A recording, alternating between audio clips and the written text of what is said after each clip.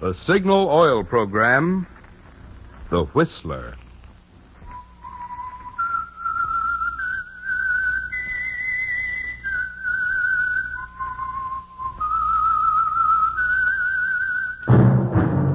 That whistle is your signal for the Signal Oil Program, The Whistler.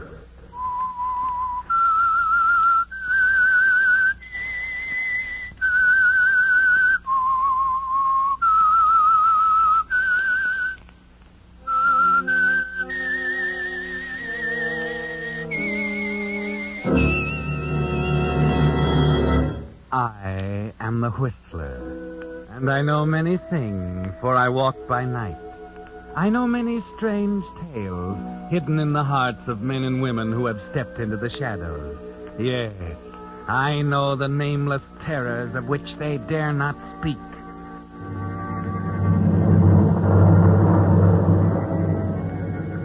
Yes, friends, it's time for the Signal Oil Program, The Whistler. Rated by independent research, the most popular West Coast program. In gasoline, you know, it takes extra quality to go farther. And Signal is the famous Go Farther gasoline. So look for the Signal circle sign in yellow and black that identifies Signal service stations from Canada to Mexico. And now the Whistler's strange story. 7 Steps to Murder.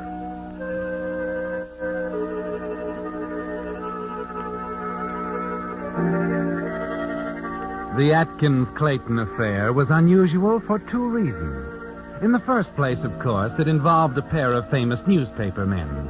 Archer Atkins, the dean of New York drama critics, and Everett Clayton, a syndicated columnist. But more than that, it was interesting in its structure. Yes, there were 7 distinct steps between an apparently cordial relationship between 2 newspaper men and a murder. The opening night of Clayton's first play, The Whirlwind, was step number 1.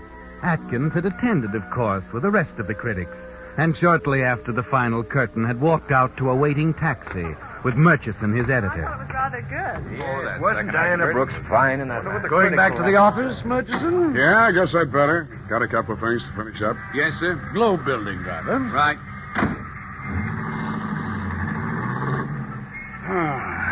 Well, Atkins, must say your friend Clayton gave me quite a surprise. You never told me he was a dramatist. Oh, full of hidden talents, the boy. When he was a kid, he could stand on his head and wiggle his ears at the same time. You've known him for a long time, haven't you? I grew up with him. Mm-hmm. Seems to me I heard somebody say you were once engaged to his sister. Absolutely correct. I was quite fond of her at one time. Where is she now? In Texas. Devoting her talents to some respectable school teacher or something. Then you and Clayton... Yes, Murchison. We came east to school together. Then college. Came to New York together after that. Anything else? Chief? Yes. One other thing. Why are you annoyed?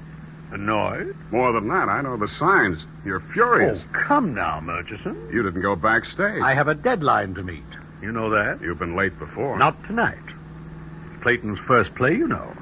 It's only right that I give him a real send-off. He deserves it. He certainly does.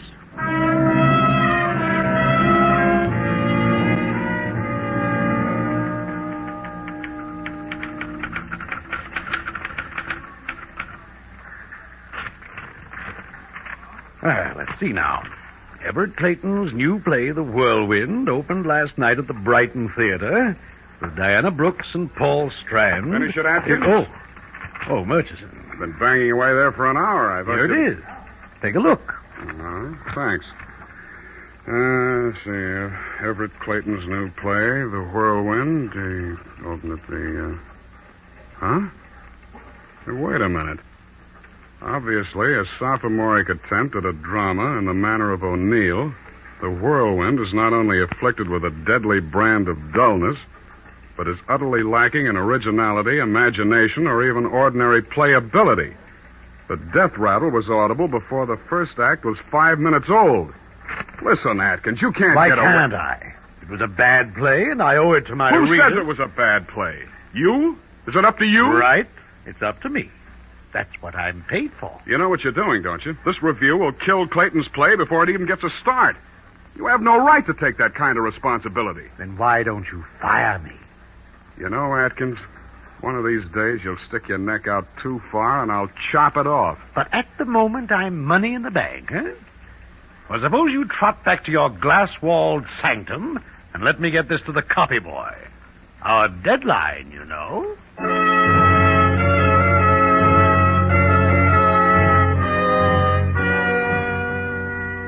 And that was step number 2, Archer. Your review of Everett Clayton's play. You wait now in the coffee shop of the Stratford Club where both of you live. It's 20 minutes since the morning papers hit the streets, and you know exactly what will happen.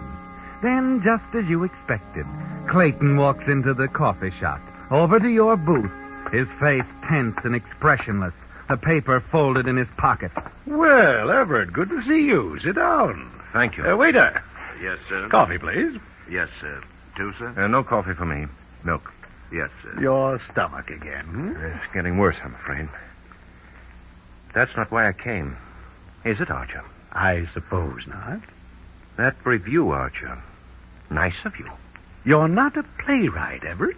You, at least saw the play, I presume? Oh, of course. A sophomoric attempt at a drama in the manner of O'Neill.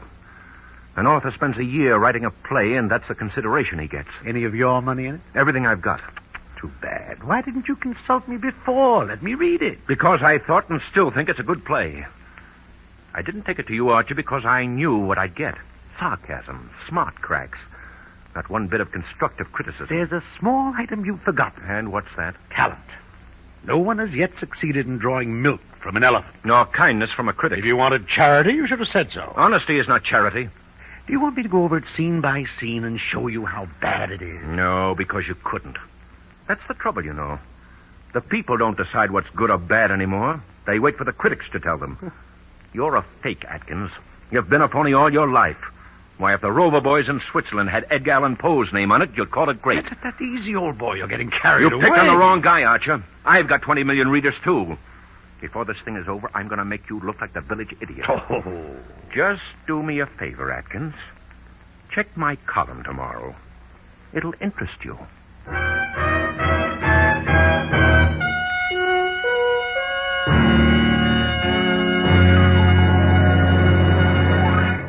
With the prologue of 7 Steps to Murder, the Signal Oil Company brings you another strange tale by The Whistler. But now, let's suppose this were a quiz program. You ready?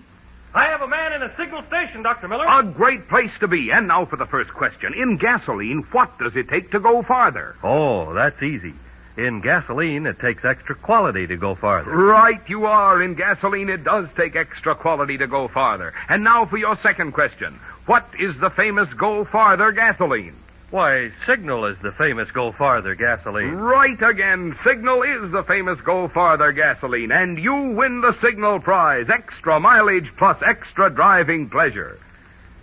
And now, may we close our little quiz program with this tip for drivers. To get more mileage, a gasoline must naturally get more efficiency from your motor. And motor efficiency means quicker starts, faster pickup, and smoother knock-free power. That's why Signal says your speedometer is the best yardstick of gasoline quality. Just you switch to Signal for a few tankfuls. You'll find it's true. In gasoline, it does take extra quality to go farther. And Signal is the famous Go Farther gasoline. And now back to the Whistler.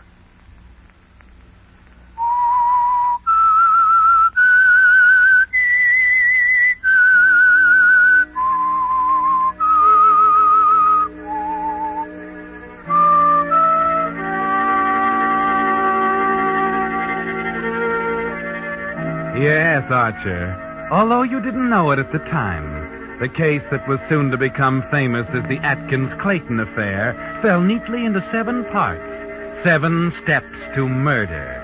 Clayton's play, of course, was the first step, and the scathing review that appeared in the Globe the next day over your signature was the second. You chuckle over Clayton's stupid threat to discredit you as you go up to your suite just across the hall from Clayton's in the Stratford Club. But when you arrive at your office at the Globe the next day, Murchison, the editor, is sitting on your desk waiting for you, the afternoon edition of the Ledger in his hand. Oh, hello, Murchison. Did you read Clayton's column? I don't read the Ledger. Lead paragraph, listen. I am now reconciled to the fact that my play, The Whirlwind, will close in a matter of days as a result of the efforts of a group of critics headed by Archer Atkins. Mm-hmm. As a matter of fact, Atkins is not equipped to set himself up as a critic or even a writer. He has no conception of values in literature, dramatic, poetic, or otherwise, and I intend to prove it. The music, the ranting of a wounded beast. You wouldn't be whistling in the dark, would you, Atkins? I'm sorry, my good man. I'm going to be quite busy. Aren't there a few juicy obituaries that require your keen intelligence? I hope Clayton gives you a sock on the jaw.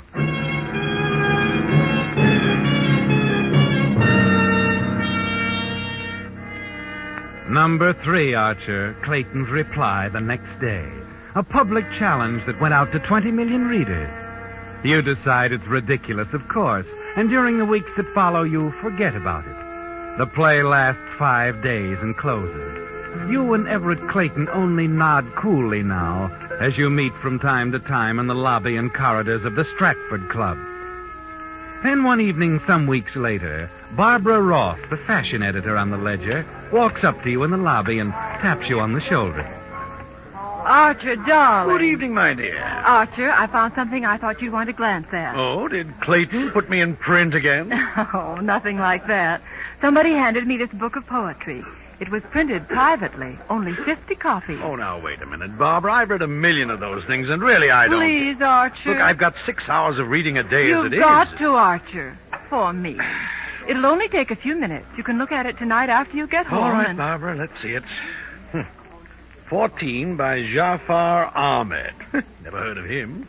What's it about? I think it's lovely. Written by an immigrant boy about his love for a little girl. Oh, no, thank you. But, Archer... Poetry, darling, is as much a part of adolescence as the first shave. And just about as important. Archer, you know so much more about poetry than anyone else I know. All right, dear, all right. I'll look it over.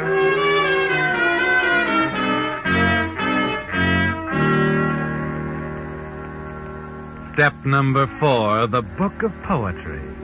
Nothing to it, of course, is there, Archer? But you take it home, toss it on the nightstand, and just before you decide to turn out the light, you pick it up and glance at the first page.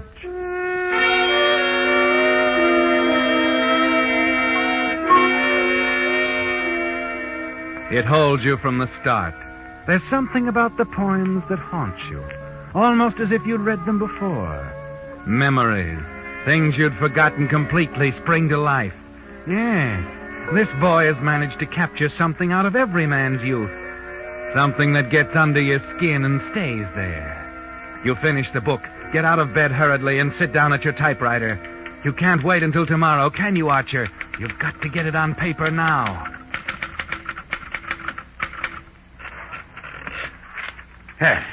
Although the poems are immature, there's something great and universal about this work.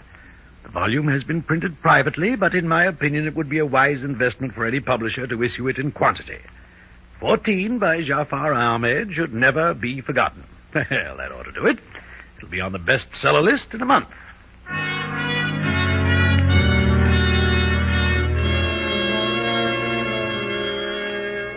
In the morning, you hand your article to a copy boy. Unaware, of course, that you've just completed step number 5. And that's the vicious part of it, Archer. Although you don't know it, the minute you turned in that review, you moved nearer to murder than you've ever been in your life. It's just 24 hours later when the same copy boy walks into your office, places a newspaper on your desk. Step number 6. Here's your copy of the Ledger, Mr. Atkins. Please, boy, you know better. I never read the Ledger. Everybody on the staff's reading it today, sir. Especially Everett Clayton's column. Run along, will you? Yes, sir. Just thought I'd mention it. Around town with Everett Clayton. Oh, here we are. 3 months ago, I promised to reveal Archer Atkins, the so-called Dean of Literary Critics, as a phony. Today, I call attention to the raves he has been giving the book of poems called 14, supposedly written by a 14-year-old Iranian lad. The fact is, gentle reader, I wrote 14. What is... Shocking, eh, Archer? Oh, hello, Murchison. I didn't see you. It's all right. You needn't hide that. Some of our best people read Everett Clayton, including the publishers of this paper. Trash. Just trash. And lies, too, I suppose. Clayton never wrote 14. He hasn't got enough sense. He seems to know a lot about it, Archer. Read on. He tells just how he did it. He had no knowledge of poetry, he says. Just threw together the luscious adjectives he could concoct, made a senseless hodgepodge, and had the whole mess printed up on the quiet. And you, the great Archer Atkins, gave it a bouquet. Praised it to the sky. Are you trying to tell me you believe this nonsense, Murchison? Why, the man's got readers, Archer. 20 million of them, so calm down. Don't tell me to calm down. As a matter of fact, why don't you get out of here? Let me at that typewriter. I'll teach Clayton his place. You're through teaching anyone his place. I mentioned our publishers. Well, they called Archie. What? Your resignation's to be handed in by the end of the month. Until then, I'm to edit all your stuff. You've been waiting for this moment for a long time, haven't you, Murchison? Frankly, yes. The poor drudge. The mediocre, untalented editor. Finally has his day. That's right, Archie. I'm going to shine now. While you curl up at home and read 14 by Everett Clayton. Clayton did not write that book. The more I read it, the more I know I've read it someplace before. If it takes me years, I'm going to find the real author of those verses. Sensitive, Archie. Oh, go hang. Clayton's a bold-faced liar, and I'll call him onto his face. Not in the Globe, you won't. And why not? I told you. I'm editing your material. Can't you get used to the idea? I don't intend to have any libel suits in my hands. Not even to save the great name of Archer Atkins. Good day. For once, I've had the last word.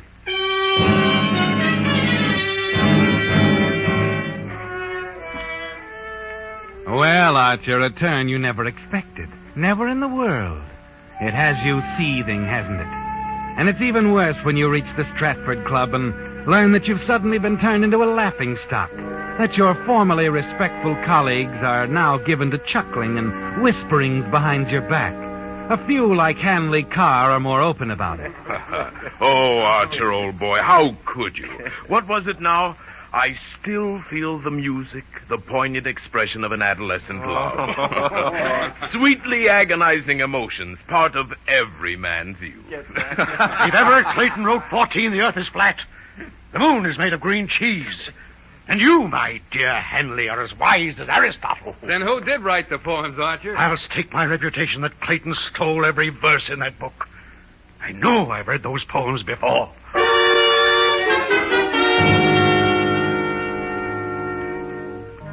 This thing has got you, hasn't it, Archer? And it hurts deep, twisting inside you, until finally the seventh step begins to take shape. The seventh and final step. Murder. It's a frightening thought, isn't it, Archer? Frightening, but very clear. It's all there in your mind as you ride up to your luxurious suite in the elevator. Everett Clayton is a man of habits. One of them forced upon him by his health. You know all about that, Archer. How each evening at 7, a waiter brings a large glass of milk to his apartment. You smile as you let yourself into your room. Tonight, that same waiter must bring you something as well. Hello, coffee shop. This is Mr. Atkins. I wonder if you would send me up something. Oh, I don't know, something light. A chicken sandwich, perhaps, hmm? No hurry. What's that? You have a waiter coming to Mr. Clayton's rooms at 7? Well, that's time enough. Oh, surely. Don't make a special trip. Thank you.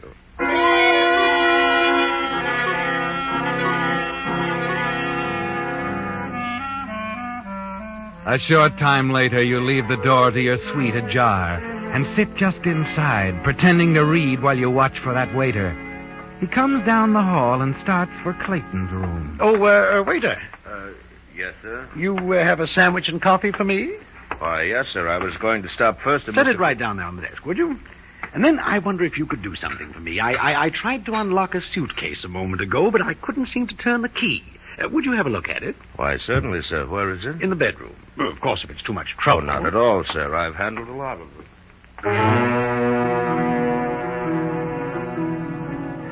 You hesitate as the waiter starts across to the bedroom, and then you turn quickly to the tray set down on your desk.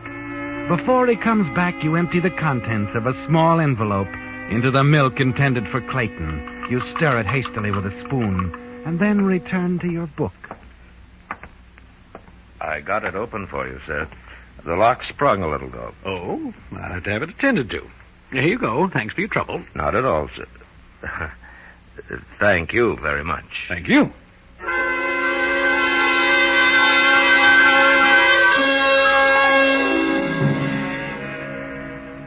You settle back in your chair now, giving the waiter time to deliver the glass of milk to Clayton. A few minutes later, you slip out into the corridor and down the hall. Stop outside of Clayton's door and listen. He's talking to someone on the telephone. Yes, I got your letter. Well, what did you expect me to do? All right, I promise.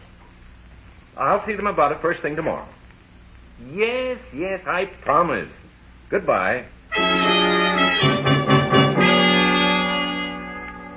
You wait tensely after Clayton hangs up, hoping no one will come along the hall and find you standing there. This business of murder isn't easy on the nerves, is it, Archer? The moments drag by. What's he doing? Isn't he ever going to pick up that glass?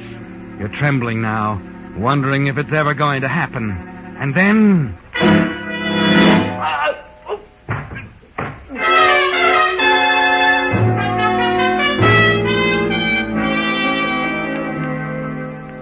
A moment later, you whip the door open, step inside, and lock it. A glance at Clayton's body sprawled on the floor assures you that he's dead. Quickly, you cross the room and sit down at his battered portable typewriter. To my dear mother, my sister, and gentle readers. It isn't often that a man gets the opportunity to write his own obituary. Believe me, this isn't easy, but I have been ill for some 10 years now.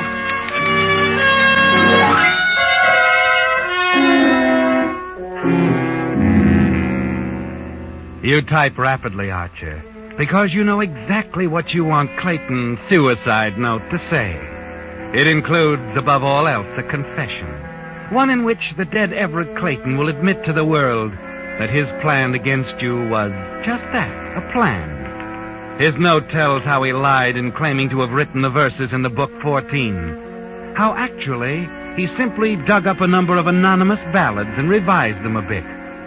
You put it all down, Archer, your way, but in Everett Clayton's style. And then you add his well-known signature, just the two simple typewritten letters. E.C. Thanks, my dear Everett. We'll see tomorrow how your 20 million readers like this one.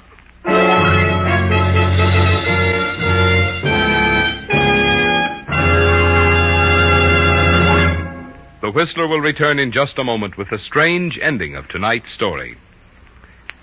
You regular Whistler fans have all heard me speak of the more thorough, more conscientious service cars get at dealer-owned signal service stations.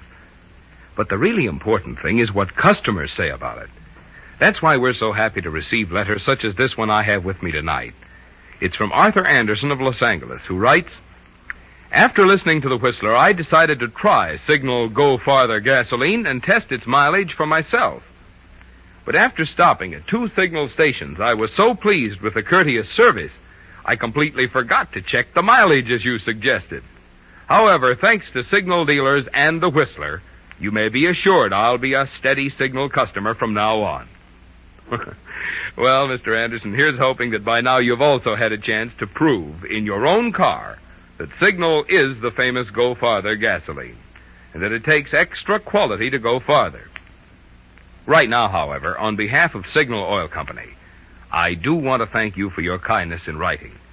It's letters like yours, which we're constantly receiving, that make Signal dealers strive to do an ever better job of making today's cars run better and last longer. And now back to the Whistler.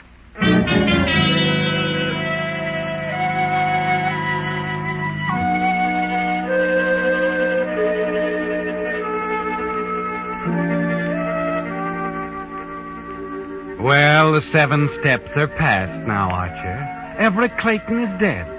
But more important than that, the suicide note in his typewriter will put you back at the top of the heap.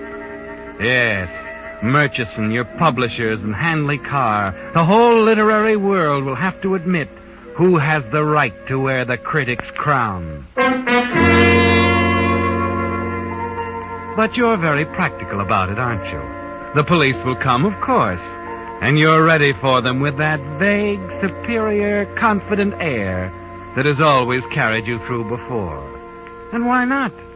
What can they possibly prove?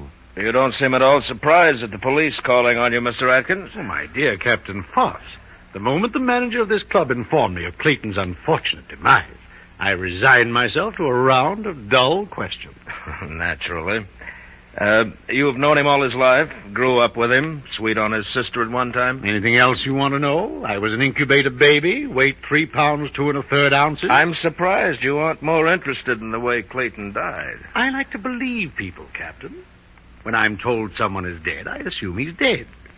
Whether he was shot through the head with a cannon, threw himself into Mount Vesuvius, or was clubbed to death with the missing arm of Venus de Milo doesn't concern me in the least. Uh-huh.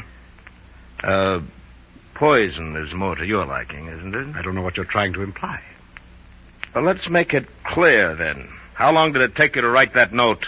Note, Captain? The suicide note in Clayton's typewriter. Do tell. In verse, no doubt. It says Clayton never wrote those poems, that he stole them from some anonymous ballad. Well, I insisted on that all the time. Wait till I get hold of that editor of mine. You wrote that note, Atkins. You poisoned Clayton and then ran the note off on his typewriter. Nonsense. Who gave you that story? Some idiot from the Ledger? Don't try to bluff. It's too late for that. What do you mean? You're going up for murder. Oh, don't be stupid. You have nothing to go on. 3 people are going to send you up, Atkins. One of them's the waiter who brought Clayton's tray into your rooms last night, the one you had unlock your suitcase while you poisoned Clayton's milk. Another one is the druggist who sold you the poison. Didn't know he recognized you, did you? I don't know anything about it. And the third is a lady down in Texas. Lady? Texas? Yeah, take a look at these papers. You ever seen them before? They're yellow. Very old. They're poems you wrote to Everett Clayton's sister when you were 14 years old, over 40 years ago. What? The book of poetry you reviewed was not written by Jafar Ahmed or Everett Clayton, but by Archer Atkins. You've been so busy reading other people's writing for 40 years, you can't even recognize your own stuff. I was reviewing my own book. That's right. And another thing. Clayton got a phone call last night, just before he was killed. It's too bad you couldn't have heard it. Phone call? But I did hear it. He was talking to your old sweetheart, Atkins, his sister down in Texas. When she read how Clayton had crucified you with that book of poetry, she blew up. Called to make him promise a public retraction in tomorrow's paper admitting the whole thing. He promised her that he'd see you about it in the morning.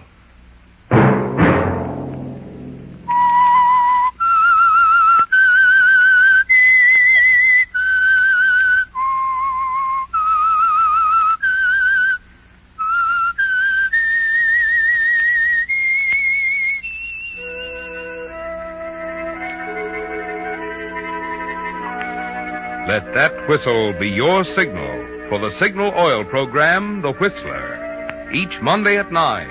Brought to you by the Signal Oil Company, marketers of Signal gasoline and motor oil and fine quality automotive accessories. Signal has asked me to remind you, to get the most driving pleasure, drive at sensible speeds, be courteous, and obey traffic regulations. It may save a life, possibly your own.